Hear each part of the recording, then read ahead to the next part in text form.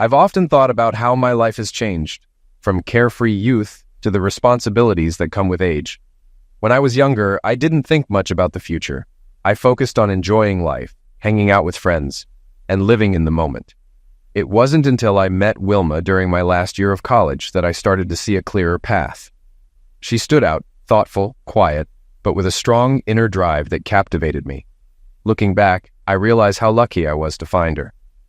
Our relationship grew naturally, and soon we were inseparable. I wasn't one to rush things, but everything just felt right with her. We shared similar goals, supported each other, and built a life I was proud of. Little did I know our marriage would be tested in ways I couldn't have imagined. My name is Fred, and this is the story of a marriage that once seemed solid but began to fall apart. Wilma and I had been married for almost 25 years. On the surface, everything looked great. We had a wonderful daughter, Nancy, who was finishing college and had a job lined up in Washington, D.C. We lived in Richmond, only a couple of hours away, and were excited about the new chapter in her life. We had always seemed happy.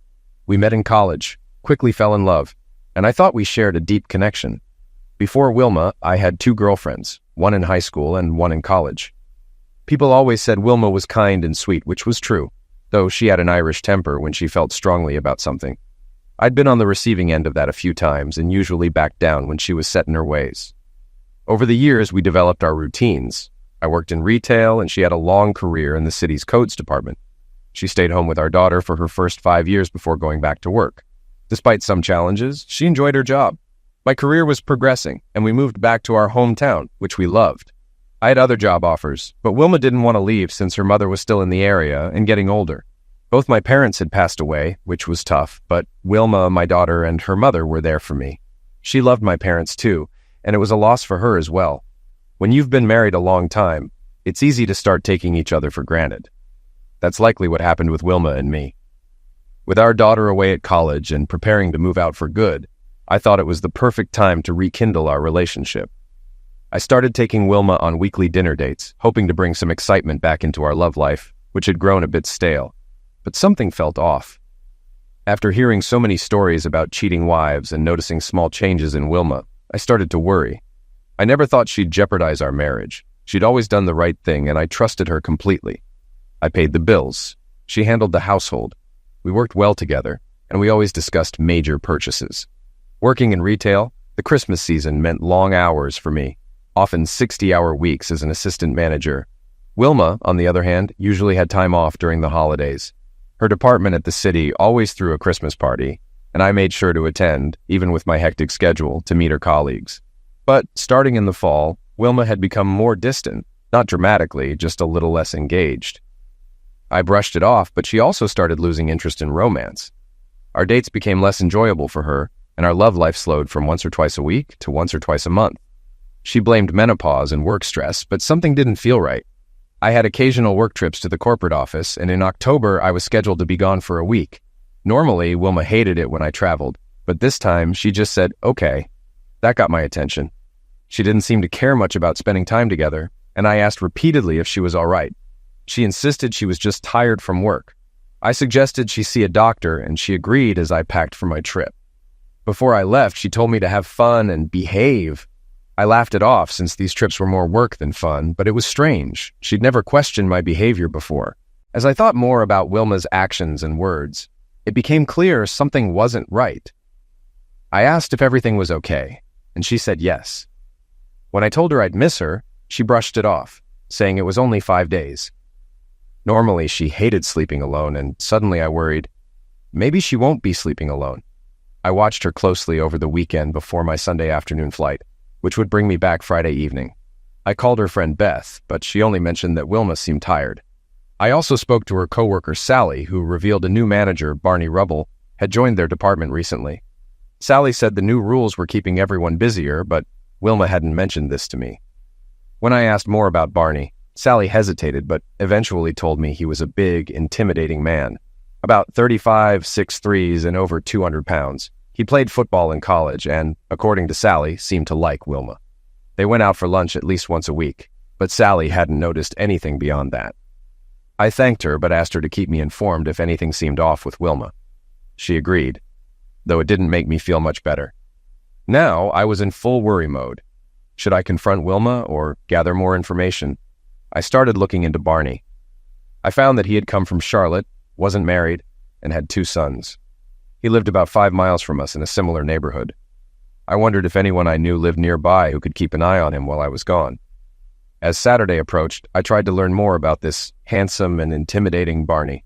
Sally's description only made me more anxious, worrying that my wife, who was more of a follower, might be drawn to him. Even though I never had a reason to think Wilma would be unfaithful, her recent behavior made me uneasy. I called our daughter Nancy and asked if she'd noticed anything unusual about her mom. She agreed that Wilma seemed a bit distant, but didn't think it was serious. I asked if she could casually ask her mom about work without raising suspicions. Nancy agreed and promised to call me after. Meanwhile, I kept myself busy with yard work, staying close to my phone. Wilma mentioned she was going shopping alone and would be back soon. After she left, I decided to try accessing her computer, but she had changed her settings and deleted all her old and sent emails, which only increased my concern. I wished I could check her phone, but she kept it with her constantly. While packing for my trip, I considered driving by Barney Rubble's house just in case. Wilma had dressed as if she was really going shopping, but I wanted to be sure. It took me about 15 minutes to get there. I noted a Lexus with North Carolina plates in his driveway, likely his car since he had recently moved from Charlotte. The city seemed to pay its department managers well. Seeing no other cars, I headed back home. My neighbor, Tom Butcher, stopped me to chat about the neighborhood, mentioning it had been quiet lately. I told him I'd be out of town for the week and asked if he could keep an eye on the house and check on Wilma. He agreed, and I went inside. Once inside, I started laundry for my trip. I usually mix my clothes with Wilma's to make a full load, and while going through the hamper, I found some new Zexy bras and underwear I hadn't seen before. It felt like another sign of trouble in our marriage. Typically, Wilma would joke that I just didn't notice her clothes, but I was certain this lingerie was new. I checked the underwear, but found nothing unusual. Still, my mind was racing, especially since I'd given her similar black and red lingerie in the past, which she rarely wore. Now I wondered when she decided to wear these. A little later, Wilma came home, and I asked how her shopping went. She said she didn't find much, but mentioned a sale at the mall. Normally, she loved shopping, especially with my store discount, but she didn't seem enthusiastic. When I asked if she went anywhere else, she vaguely mentioned trying some new stores, which made me uneasy. Dinner was quiet. I could tell we were both thinking about the unspoken tension between us. Wilma had always been a great cook, but lately she was serving more pre-made meals, and that night was no exception. After dinner, I said I needed to get allergy medicine and asked if she needed anything. She gave me a short list, and I teased her about spending time together since I'd be gone for a few days. She dismissed the idea, saying she planned to turn in early because she hadn't slept well. So much for romance. I was frustrated. It felt like we were just roommates now. When I got back from the store, she complained about everything I bought, picking fights over the wrong paper towels and toilet paper. I realized she was trying to avoid closeness by starting an argument. I didn't say anything. She went upstairs to read, and after my shower, I got into my pajamas. She told me she was tired and headed to bed early, at just 8:30.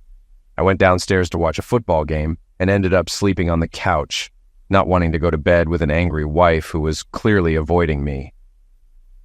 I woke up early Sunday, made coffee, and read the paper. When Wilma came down, she got ready for church, so I dressed quickly and we left together. At church, Wilma acted like her usual self, sweet and friendly with everyone. I was hoping for a sermon on fidelity, but no such luck. After the service, we headed home, but she barely spoke to me.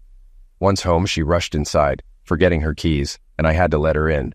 She made herself a sandwich without offering me anything, so I made my own and ate in front of the TV. She read the paper as if nothing was wrong. Her phone rang and she left the room to answer it. We didn't speak during lunch. Later, I folded the laundry and left her lingerie on the bed, wanting her to see it. When she saw it, she only said, "I hope you washed it on gentle. I'd hate for you to ruin my clothes." I was furious, ready to snap, but she left the room before I could say anything. I packed for my trip, and when she saw me bringing my suitcase downstairs, she complained, "Now I have to take you to the airport and give up my Sunday." Usually, she was happy to drive me, and we'd talk about missing each other. This time, I knew I'd never feel that way again. I told her, "Never mind, I'll drive myself. Have a great week." I was sure Wilma had plans and couldn't wait for me to leave. I walked out without saying goodbye or sharing our usual kiss. The flight to Chicago was uneventful, and I checked into my hotel. Since I was the only one from my store, I had the chance to meet new people and talk business. While I didn't like traveling, it was nice to connect with others. I didn't bother calling Wilma to let her know I arrived safely, as I usually would. There didn't seem to be a point anymore. She wasn't mine anymore. I called Nancy to tell her I'd be gone for a few days and that she could reach me on my cell. I didn't hear anything from Wilma. I was certain she was relieved to be apart from me. That evening, I had dinner with others from across the country, but I was exhausted and needed sleep after a few restless nights. In the middle of the night, I woke up in tears, finally releasing all the emotions I had kept bottled up. I realized my marriage was over unless Wilma somehow changed. I couldn't go on like this. I cried for my daughter, who would now have to split holidays between two parents, and for the years Wilma and I had spent together, mostly happy ones. Eventually, I went back to sleep and started the week of meetings. The next morning, there were no messages or texts from Wilma, nothing. As the week went on, I focused on work and started planning how to end the marriage. It was clear Wilma had emotionally checked out, and I wasn't going to get her back. I called my attorney, who said he could prepare divorce papers and that it would likely be a 50-50 split, given our similar incomes. Since Nancy's college expenses were covered, that wouldn't be an issue. I accepted that the end was near and started checking our accounts, which I usually handled. Wilma had never been involved in the finances and only cared about what she wanted to buy. Taking control of my life again felt like a small victory. Later in the week, I called my neighbor Tom to see if he'd noticed anything at our house. He told me Alexis had been picking up Wilma every morning and dropping her off each evening. I laughed bitterly and said, "Thanks for the info, Tom."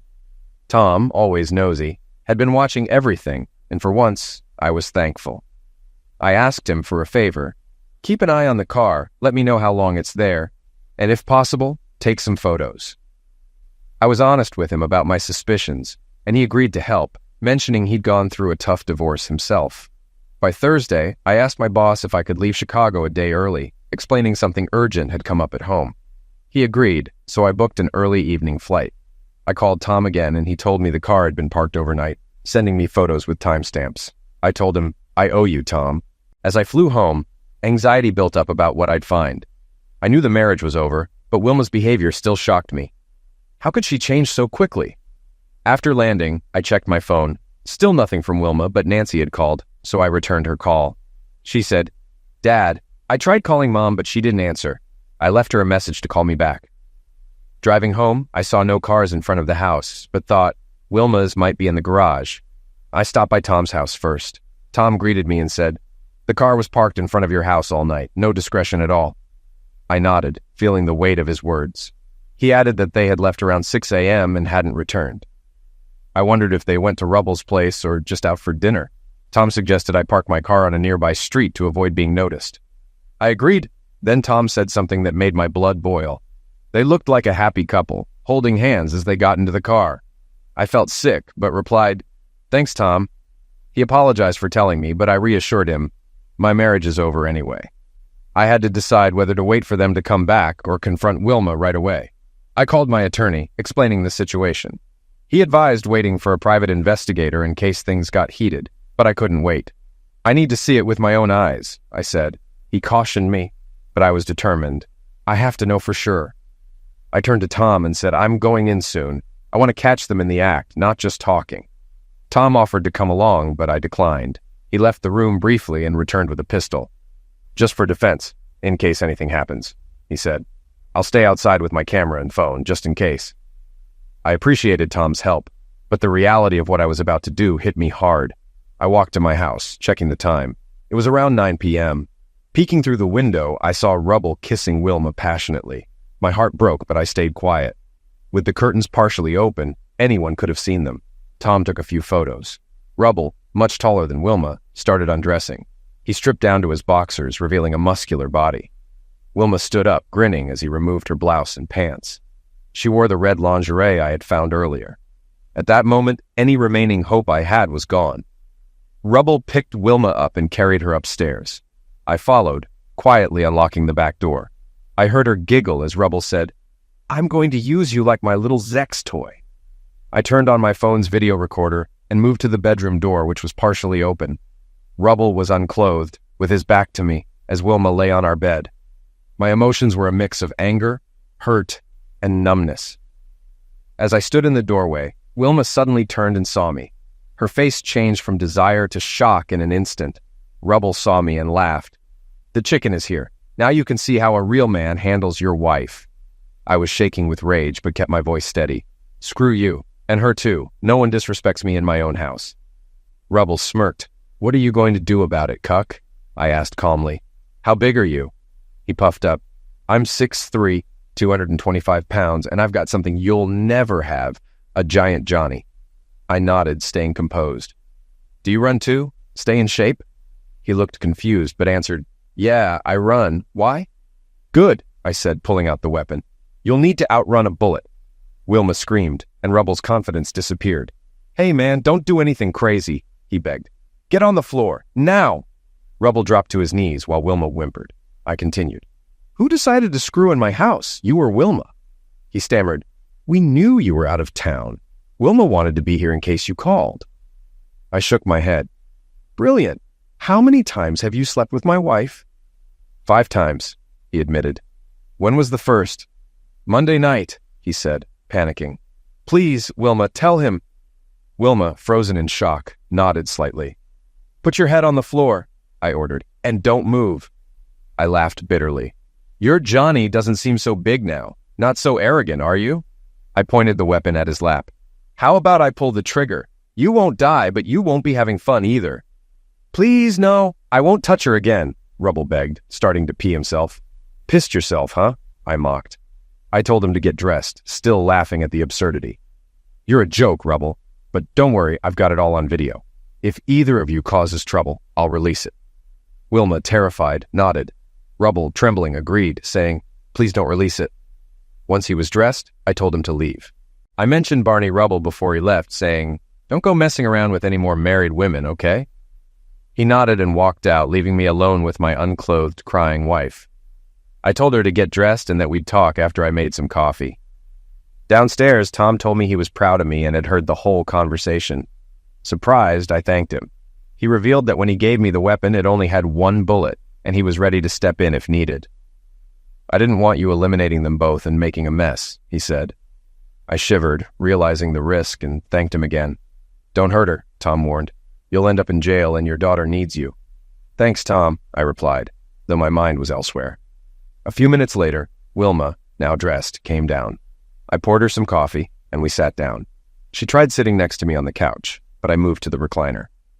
"So, what do you have to say for yourself?" I asked. Wilma began. "I can't express how sorry I am for everything. You know me. I've never acted like this." "I thought I knew you," I interrupted. "Keep going," she continued, crying. "I got caught up in the excitement and thought you'd never find out." I laughed bitterly. "You were about as subtle as a freight train. Did you think I wouldn't notice? I loved you, and for 24 years my life with you and Nancy was amazing. Then you lost your mind. Now's your chance to be honest. Lie and you're out." I knew I wasn't taking her back, but I wanted her to admit her mistakes. She nodded and said, "I have no excuse."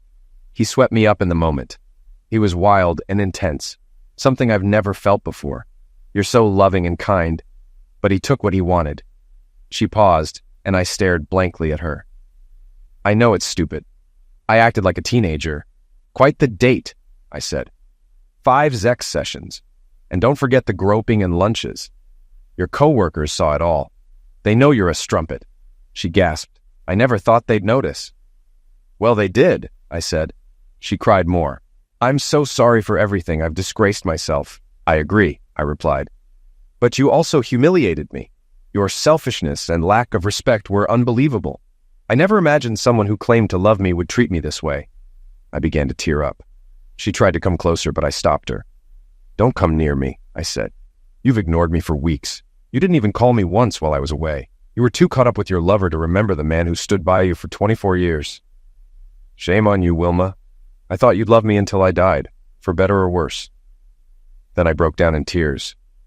I had held it together through everything, but now I couldn't stop. I thought about the future. Thanksgiving was next week, and my poor Nancy would have to split every holiday between us. Wilma had ruined it all. As angry as I was at Rubble, her betrayal hurt more because she showed no respect or love for me. In her eyes, I was weak, for always putting her needs above mine. I had sacrificed for her, cared for her when she was sick, and put her feelings first. She had been a great wife and mother, and now it was all gone. Maybe I should have treated her worse, I thought, instead of always caring about her feelings. She tried to approach me again, but I pushed her away. She grabbed my legs, crying at my feet. I needed to have this conversation for closure. I wasn't going to listen to the usual excuses. I was lonely, or he made me feel pretty. I didn't care what he said, only what she did. My heart was breaking, but I knew I'd eventually heal. After a few moments, I told her to sit back on the sofa so we could talk. Still crying, she sat down. "Wilma," I began, "I have one question. Do you love him?" "No, I don't think so," she replied. "You don't think so?" I shot back. "Are you unsure whether you love him or not?" "No, Fred, I don't love him. It was the thrill of doing something wrong. You know me. I've always been the good girl, doing what was expected. Then Barney came along and I was drawn in by his power." I shook my head. "You let it happen. Did you know it was wrong?" "What were you thinking?" I continued. "Rubble is just like those guys who take advantage of women. Except you willingly went along and treated me like I was nothing." She broke down, sobbing. No. "You enjoyed it," I accused. "Sorry I'm not as big or rough as he is. If you wanted to be treated that way, you could have told me." She cried harder. "I've never been adventurous, and I wanted to try new things. Remember when I suggested spicing things up after Nancy left? I bought toys, oils, outfits, but you refused them all. Were you waiting for the right person?" We sat in silence for a few minutes. "I'm going to take a shower," I told her, "and then we'll talk more." As I showered, I thought about everything. I knew Wilma was sorry, but it was too soon to make any decisions about our marriage. I wished I could stay in the shower forever to wash away my thoughts. When I came back downstairs, Wilma looked completely drained. While her pain was fresh, mine had been building for weeks. Finally, she spoke. "Fred, I love you and always will. I know my actions don't show it, but I'm devastated by what I did." I cut her off. "Stop it, Wilma. I know you're sorry, but if I were still in Chicago, what would you be doing right now?" She was silent. "Tell me," I demanded. She hung her head and whispered, "I'd be with Barney." "With him how? I thought we made love." "I hate the word screw," she said. "I'd be screwing Barney." "That's better," I said coldly. "At least you admit it. Now tell me everything you did." "I already know some of it, so don't lie." She nodded, tears streaming down her face. "We fooled around. I gave him head, and we had sex." "Nice. You wouldn't do that for me because you said it was disgusting, but you did it for him. Did you enjoy it?" She shook her head. "No, I did it because he demanded it. I don't know why I let him treat me like that. He used me." "But you liked it," I said. "I saw the lust in your eyes. I've never seen that look for me, not in 24 years. How do you think that makes me feel?" She cried harder. "I love you, and you're so loving. He was just a brute. I'm ashamed." "Do you even remember when we last had sex?" I asked. She looked confused. "A couple of weeks ago?" "No, it's been 4 weeks, around the time you started seeing Barney. Did you even notice? And when did we last make love? Was he on your mind?" She shook her head. "No, it wasn't the same with him. He just took me. We make love." "But you liked it. Just a couple of hours ago, he's all you could think about. Do you know how humiliating that is for me?" She sobbed. "I'll do anything to ease your pain. I never thought I could hurt you so badly." "Do you want to keep seeing him?" I asked coldly. "He made you feel things I never could, even if you let me try." "I don't want him, Fred. I want you," she pleaded. "I find that hard to believe," I said. "You can't change that fast. We both need sleep. I'm off tomorrow, and maybe things will be clearer after we rest." I got up and headed to our bedroom. I grabbed a few things and took them to our daughter's room. Wilma followed me, looking devastated. "I want to sleep with you," she whispered. "Our bedroom is ruined because of you and Rubble," I replied coldly. "I doubt I'll ever sleep there again. You should stay in it. You have things to do tomorrow." She looked puzzled. "What things?" "Go to the doctor and get checked," I said firmly. "Rubble probably slept with lots of women. You need to get tested for your own safety. If you slept with him before we last had sex, you need to tell me because I might need to be tested too. Also, did he talk you into using our bed? He was trying to degrade me and make me betrayed. That makes me furious. You enjoyed seeing me humiliated. Have a nice night." I slammed the door and went to bed. Wilma left and went back to our room. I tossed and turned for hours before finally falling asleep. When I got up at 7 o'clock the next morning, Wilma was already in the kitchen. She had made coffee and told me she had taken the day off. "We have the whole day together," she said nervously, "and I want us to talk." The thought of listening to her all day made me uneasy, but I sat down for breakfast. We ate in silence until she said, "I'll get tested for STDs. I want to work through this with you." "Why?" I asked sarcastically. "If you still want your lover and can keep it quiet, just keep seeing him." She looked shocked. "You want me to keep seeing him? Isn't that what you want?" I shot back. "He charmed you and you loved it. You'll see him at work every day anyway. Nothing has to change.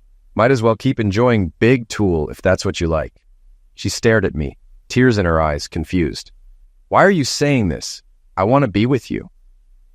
"I think we should try a separation," I said calmly. "That way you can be with Big Johnny and I can be the oblivious cuck. You get the best of both worlds, respect from friends and family and no wasted time in a fake marriage. We can act like a happy couple at events, and then your lover can have you after." She began to cry as I got up to leave. "Why does this stupid strumpet suddenly care about what I'm doing?" I thought as I walked out. She hadn't cared for a while. While she cleaned up, I checked her phone. No calls from Barney since last night, but she could have used the landline. I left and went to talk to my boss. After explaining everything, he was shocked and sympathetic. We discussed transferring me to another store, which would mean a raise and getting out of this nightmare. He said it could happen within a month or two. Next, I went to my attorney and told him my plans. We'd move forward with a standard separation and a 50-50th split. I intended to move out within the week and wait for the transfer. I also changed all our accounts, canceled joint cards, and took out half the savings. We'd need Wilma's signature for the investments, so that would have to wait. It was straightforward, but still made me feel awful. Later, I walked through the park, trying to clear my head. Wilma called to tell me she had her doctor's appointment and would get the results in a few days. I said I'd be home soon, but needed to talk to Nancy before making any final decisions. That thought made me cry. After getting some air, I went home. The house didn't feel like a home anymore, just a place to stay. Wilma was dressed nicely and seemed nervous. "We need to move forward," she said. "Maybe we can fix our marriage." "Okay, dear wife," I said sarcastically. "Tell me how we do that." She suggested counseling, seeing less of Barney, and making more time for us. It sounded nice. When she finished, I asked, "Are you willing to show me all your communications with him? I want to see everything before we move on." She looked uneasy. "I deleted them." "How convenient," I said. "Why did you do that?" "I didn't want you to see them," she admitted. "When did you delete them?" I pressed. "I wanted a fresh start. Everything that reminded me of Barney had to go," she said, thinking it was a smart move. I handed her a document. "Here's the separation agreement from my attorney. If you want, have someone review it. I'll move out and keep helping with the expenses." She thought for a moment before responding. "I'd rather stay together and try to fix this. I love you, and I think we can work through it." "I don't," I replied, knowing I wasn't going to tell her about the transfer. She'd never move. We spent the rest of the day quietly working around the house. Wilma was busy talking to her mom about Thanksgiving and making plans to invite some friends. I didn't bother telling her I wouldn't be joining this year. We ordered pizza, ate in silence, and I kept packing to prepare for moving out. She begged me to stay until after Thanksgiving before deciding anything, and I nodded without giving her a real answer. The rest of the weekend dragged. I continued sleeping in the other room, and she again asked if she could join me. I told her no, explaining that we needed space. Monday came, and I'd taken the day off without telling Wilma. While she went to work, I moved into a temporary motel for a few days, waiting for news on my transfer. My regional boss was looking into two options since I was the assistant manager. The store manager, a good friend, knew this move would be financially beneficial and help me escape the toxic situation I was in. Around lunchtime, I called Wilma's office and spoke to Sally. She was hesitant to talk, but I needed to know how Wilma was behaving at work.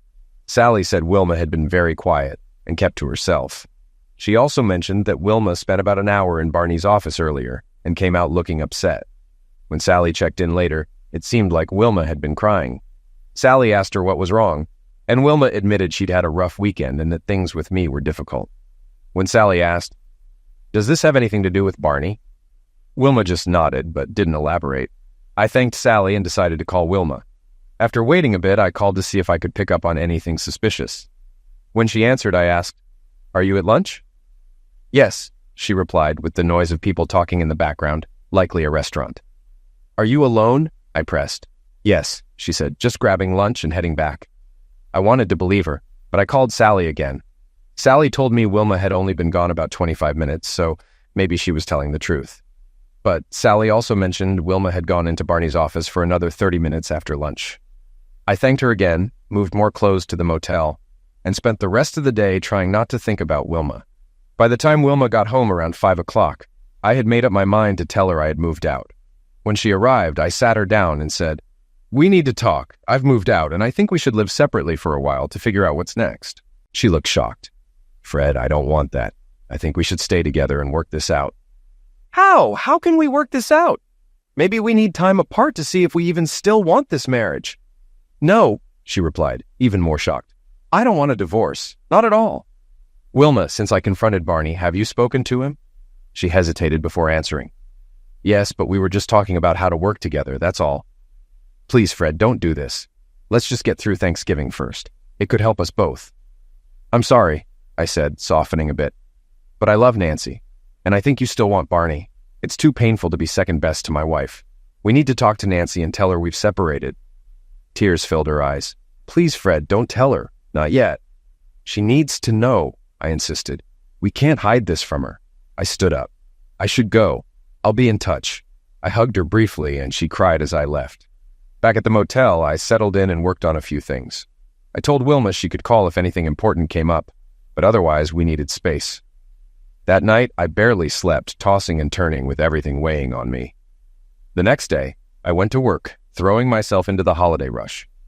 With Black Friday around the corner, it was busy, which helped distract me from my personal turmoil. When I got back to the motel around 7 o'clock, I checked my phone. There was a text from Wilma saying she loved me. I scoffed, thinking sarcastically, "Wilma who?" Later, she called. I answered. "Thanksgiving dinner is at noon," she said, sounding hopeful. "Nancy is coming home tomorrow, and we've invited about 10 people. What time will you be there?" I took a deep breath. "I won't be coming, Wilma." There was silence on the other end, and then she hung up. After that, I called Nancy and told her the truth. Her mom and I had separated. She started crying, and I explained that her mom had been seeing someone else. I didn't go into all the details, but I had to be honest. "I didn't cause this," I told her. "Your mom did." She begged me to come to Thanksgiving, saying her mom would be heartbroken if I didn't. I told her I couldn't. I was too hurt, but I promised to take her out and spend time with her over the weekend. She was upset, but she understood. I explained that work would be intense with Black Friday, and I'd have to be at the store by 5 a.m. working until nearly 8 p.m. "I just wish you'd try to fix things with Mom," she said, sounding desperate. "I wish I could too," I replied, but I just didn't have it in me. After that call, I barely slept. The upcoming holiday season was shaping up to be the worst I'd ever had. The Wednesday before Thanksgiving was always hectic at the store. I worked a 12-hour shift and returned to my motel completely drained. I had missed calls from both Nancy and Wilma. I called Nancy first. She told me she had spoken with her mom, and Wilma had admitted to some inappropriate behavior, but insisted she never stopped loving me. Nancy was upset with me for not coming to Thanksgiving, but I couldn't bring myself to go back to that house. Later, I called Wilma. She was furious, demanding to know why I wasn't attending Thanksgiving. "You're ruining everything. Nancy will be so disappointed, and it's all your fault," she said. I sighed. "I just don't feel comfortable in a home where my wife entertained another man." "That's ridiculous," she snapped. "You're her father. Of course. You're welcome." "Is Barney coming?" I asked coldly. She hung up on me. Feeling exhausted, I called Wilma's friend Beth. I didn't want to ruin her holiday, but I needed to set the record straight. Beth had been invited to our Thanksgiving dinner, so I told her I wouldn't be there. She was shocked and asked why, so I told her the truth. Wilma had been seeing someone else, and I had caught her. "I can't believe it," Beth said, clearly surprised. "It's true," I replied, "but I don't want to spoil your holiday. I hope you have a great day." Thanksgiving morning was sunny, but I wasn't in the mood to celebrate. Alone in my small motel room, I ate a ham and cheese sandwich, thinking about families gathering for big turkey dinners. I remembered past Thanksgivings we had shared and began to cry. My life felt like it was falling apart, but I knew I had to move forward. I had the TV on for company, but it felt like I was stuck in a prison. Nancy called around 4 o'clock, saying she was coming over to spend some time with me. When she arrived, we both cried as I hugged her tightly. She told me she had stayed up most of the night with her mom, who had admitted to making a mistake but hadn't shared all the details. "Mom's a mess," she said. "She cried for 2 hours and dreaded seeing everyone without you there. When she told them you two had separated, everyone was shocked. She didn't want to answer any questions but said she's working toward fixing things." It sounded like a somber Thanksgiving, and Wilma's mom was furious, determined to get to the bottom of things. Nancy and I had a quiet dinner together, talking about school, her friends, and future plans. She had a boyfriend I hadn't met yet, and she thought he might be the one. That made me happy, but also a little sad. She couldn't wait to graduate and start her first job. I told her about my possible transfer, but asked her not to tell her mom yet. She realized that if I got the transfer, I'd never get back with Wilma since Wilma would never move. After dinner, Nancy kissed me and left. Black Friday was grueling. I arrived at the store by 5:30 a.m., and we opened at 7 o'clock. It was chaos. 2 employees didn't show up, a computer crashed, and there were constant complaints about items being out of stock. It felt like I was jumping from one crisis to the next, both at work and in my personal life. When I finally finished around 8 p.m., I returned to my motel, exhausted. I had 10 messages, 1 from Wilma, 2 from Nancy, 5 from Wilma's mom, 1 from Beth, and 1 from my regional manager. I called my manager first. He had good news. The store manager in Savannah was retiring, and he thought I'd be a good fit to replace him. I told him I'd love to talk about it, but the position wouldn't open up until after the new year. I thanked him and looked forward to the opportunity. Next, I called Nancy. She was excited because her boyfriend was coming to town on Saturday, and we planned to go out to dinner. After that, I called Wilma. She said Thanksgiving went okay, but people kept asking about me. "It was your choice not to be there," she said angrily. "And I'm furious that you told Nancy I had taken a lover. That's not true. You're my lover, and I made one mistake." "Don't downplay what you did, Wilma. I didn't cause this mess," I said before ending the call. Lastly, I called my mother-in-law. She had always been kind to me, and I was nervous about talking to her. She wanted to know everything, and I didn't hold back. She listened carefully and then told me not to make any hasty decisions and that she loved me. As dinner with Nancy and her boyfriend approached, I tried to stay positive. When we finally met, her boyfriend Mark was respectful and polite. We had a pleasant dinner together, and then out of the blue, Mark asked me, "Would you allow me the honor of asking for Nancy's hand in marriage?" Nancy smiled, and I could feel my eyes well up. "I'd be proud," I said, trying to hold back tears. Mark was a good young man with a bright future, and seeing Nancy so happy lifted my spirits, even if just a little. They hadn't told anyone yet, but they were planning to announce it soon. Later that night, I hugged Nancy tightly. "You and Mark are the bright spots in my life," I told her. "I'm so happy for you." After that moment, I knew the holidays would still be tough, but at least I had something positive to focus on. Work continued to consume most of my time, which kept my mind off Wilma. I arrived at the store early each day and came home late, collapsing into bed. Wilma had called a few times, but for the most part, she left me alone. I didn't know much about what she was up to, and while I was curious, I wasn't about to ask. One afternoon, Wilma called to check in. "How are you?" she asked. "Busy," I responded shortly. "I miss you," she said. "I've been doing a lot of thinking, and I'm hoping we can work things out." I stayed silent. "There's a Christmas party for work this weekend," she went on, "and I'm not sure if I should go without you. I miss you, Fred. This will be the first Christmas party I've gone to without you." I sighed, knowing she was trying to tug at my emotions. "I don't know what to tell you, Wilma. I've got a lot of work, and I'm swamped." She shifted the conversation to Christmas shopping. "I've been getting things ready for Nancy's presents, and I'll make sure she has everything she needs. Can you help cover some of the costs?" "Of course," I said, keeping the conversation neutral. "Okay, I've got to go now. I'll talk to you later," she said before hanging up. A few minutes later, my phone rang again, this time from Wilma's mother. She sounded pleasant, but had a serious tone. "Fred, I need to speak with you in person," she said firmly. "When can I see you?" I knew this talk was inevitable. "How about tomorrow night at 9 o'clock?" I suggested. "No," she insisted. "I need to see you now." I dreaded what was coming, but agreed. "I'll be there shortly."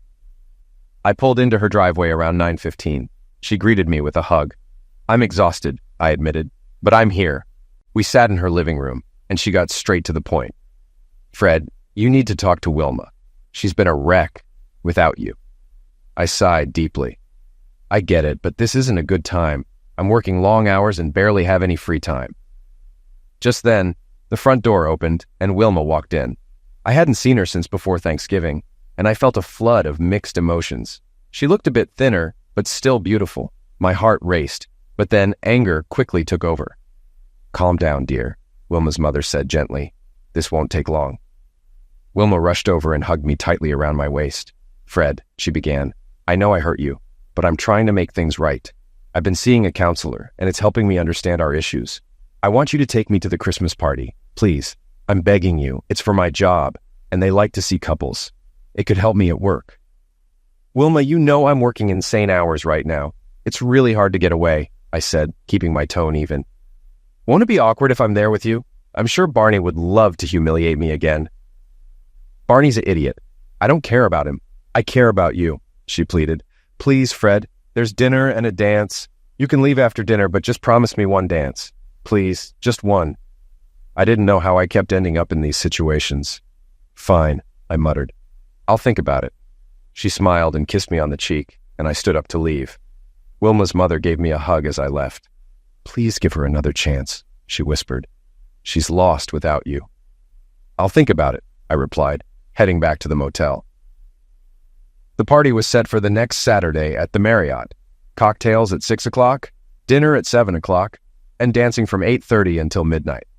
I checked my work schedule, and it looked like I could make it at least until around 8:30. Still, I wasn't sold on the idea. A few days later, I called my attorney and asked him to have the paperwork ready if I wanted to move forward. I also asked if he knew a private investigator, and he recommended a guy named Phil. I contacted Phil and explained everything, including how I had agreed to give Wilma one last chance, mainly for Nancy's sake and her mother's. Phil agreed to follow her for the week leading up to the party. Wilma texted me throughout the week saying she loved me and couldn't wait to see me at the party in my tux. Since I hadn't committed yet, I replied, I haven't decided if I'm going. By Friday, Phil called me with updates. He had been tailing Wilma and observing her interactions. She'd gone out to lunch with Barney one day, but they acted professionally, nothing romantic. He also mentioned that Barney stopped by her house one afternoon for about 10 minutes, but nothing suspicious happened. Still, knowing Barney had been at my house made my blood boil. On Friday night, Phil sent me another update. Wilma just left work and went to Barney's house.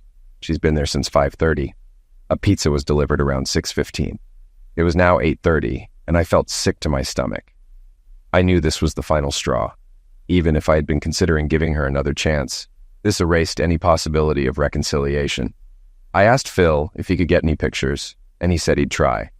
I closed the store at 10 o'clock that night, and it usually took about an hour to wrap things up. I was in turmoil, knowing whatever hope remained was now gone. Around 11:15, Phil sent me some pictures. While there weren't any intimate shots, it showed them hugging and sitting close together in Barney's living room. I decided to call Wilma. It rang, and when it went to voicemail, I left a message asking her to call me back. A few minutes later, she did. Hey, are you okay? She asked, sounding concerned. I won't be able to make it to the party tomorrow night, I said flatly. She sounded disappointed. Why not? I bought a new dress and really wanted you to see it. I know you're with Barney, I said coldly. Tell him to screw off. I hope you're enjoying his Johnny. I hung up before she could respond. When I got back to the motel, Phil texted me again. Wilma left Barney's house right after your call, he reported. The next morning, I felt more at peace than I had in a while. It was cold and bright outside, and even though my life was still a mess, I had finally made a decision. I called Nancy to tell her I wasn't going to get back together with her mom. She's still seeing Barney, I explained. I can't do this anymore. Nancy was disappointed, but she understood. Mom said she hadn't seen him outside of work and wouldn't ever again, she said, sounding frustrated. I'm sorry, but it's over, I told her. Next, I called my mother-in-law and told her the same thing. She was furious and apologized for her daughter's behavior. I'm sorry I raised her like this, she said. I can't believe she's still seeing that man. I appreciate your support over the years, I told her. But this is the end for me. Later, I checked my phone and saw 5 missed calls and about 10 texts from Wilma, all saying nothing happened at Barney's house. We just had pizza and talked, she insisted. Please believe me. I finally texted back, "Barney has won. Don't contact me anymore. I'll send the divorce papers on Monday." Work carried on as usual, and I finally had a plan for the future. I called Sally at Wilma's work one last time. "This is the last time I'll bother you," I promised. "Thanks for everything." She told me about the Christmas party. "Wilma was quiet," she said. "She mostly stayed with the girls, danced with a few guys, and yes, she danced with Barney once, but she didn't look happy." "Did she mention me at all?" I asked. "She said you two were probably getting a divorce and then started crying," Sally told me. "Thanks again, Sally," I said. "Take care and have a great Christmas." That night, Nancy came over and we had a quiet dinner in my motel room. We were both feeling down, but just seeing her lifted my spirits. She told me her mom was miserable and they had been arguing over her lifestyle and how she treated me. "Mom cried most of the night," Nancy said. "I told her you're getting a transfer and leaving the area after the new year. She broke down saying she was wrong about everything. She always thought you two would get back together." "That's not happening," I told her firmly. "I'm moving on." Nancy also told me Wilma had received the divorce papers. "She put them down and hasn't touched them since they arrived," she said. "Tell her to just sign them," I said. "It's time to move on." Almost 2 years have passed since that awful time in my life. I've settled in Savannah and am happier than I've ever been. My wonderful daughter Nancy is married to Mark and they live in Northern Virginia. She loves her job and hopes to start a family in a few years. Wilma sold the house and I got my half of the proceeds. At first, she tried to fight the divorce, but it was pointless. She never dated Barney after our split. He moved on to his next conquest, a married woman, which eventually cost him his job after sexual maltreatment claims. Even Wilma testified against him. Nancy keeps me updated on her mom. Wilma dates occasionally, but is unhappy. She mostly stays in her condo, telling Nancy she made a huge mistake and will never forgive herself. She still says she loves me, but knows I'll never take her back. She sent me a long apology letter, as her counselor advised, but I never responded. Wilma hasn't called in a long time. The last time she asked, "Is there anything I can do to get you back or for you to forgive me?" I told her, "I don't think so." Now, I've started dating again. I've met some wonderful women and am taking it slow. For the first time in a long while, I feel content.